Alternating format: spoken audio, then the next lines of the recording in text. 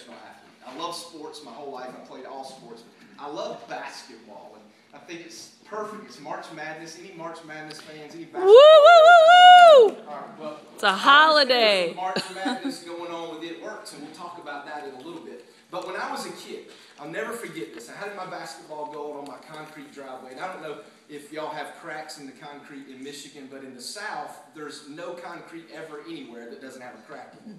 Well, there was this little crack in the driveway at my house that was the foul line for my basketball court. And when I was a kid, in my dream, I always dreamed over and over again that I was going to play in the NCAA field of 64 at the time. Now it's 68 teams. And I would envision myself as Michael Jordan or as Larry Bird, you name it, any great basketball player. And I would envision myself playing in the national championship game to bring the trophy home to my team.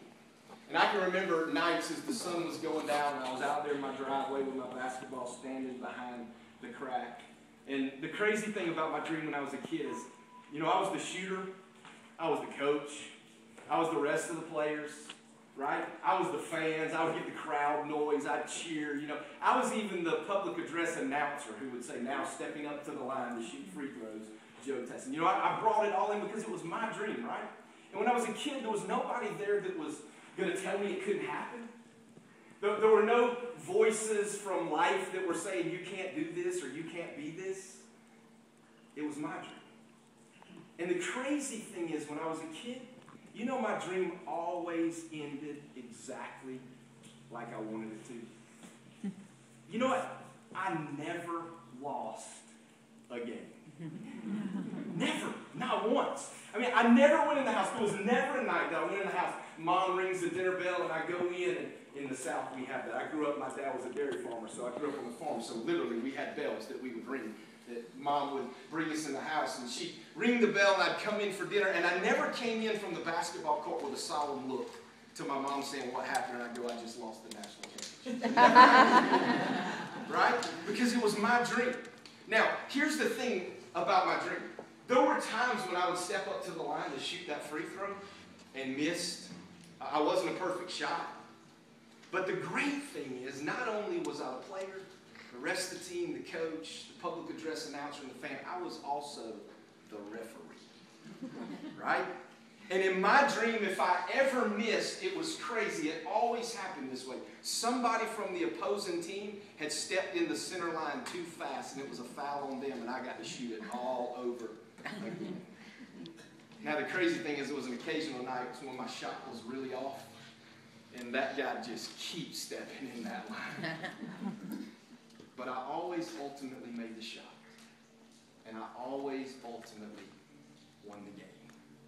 For you, maybe it wasn't basketball, maybe it was something else. But something happens to us in life.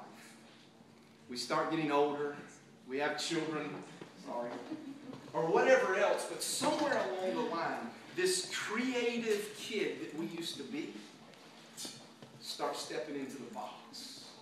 And we lose all that sense of dreaming and vision and purpose in life. And we stop dreaming. And what I think companies like It Works do is it gives us the opportunity to be a kid. It gives us the opportunity to dream.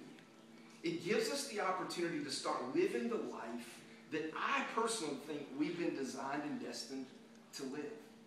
You see, what happens to us is we go out and get a job, and we start working, and we gather all these bills and all these responsibilities and all these things that we have to take care of. And our income oftentimes determines our ability to dream.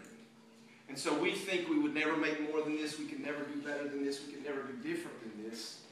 And so what happens to you and what happens to me is we just start throwing out pieces of our dream. We just go, okay, well, I'll settle for this. And our dream begins to shrink and shrink and shrink.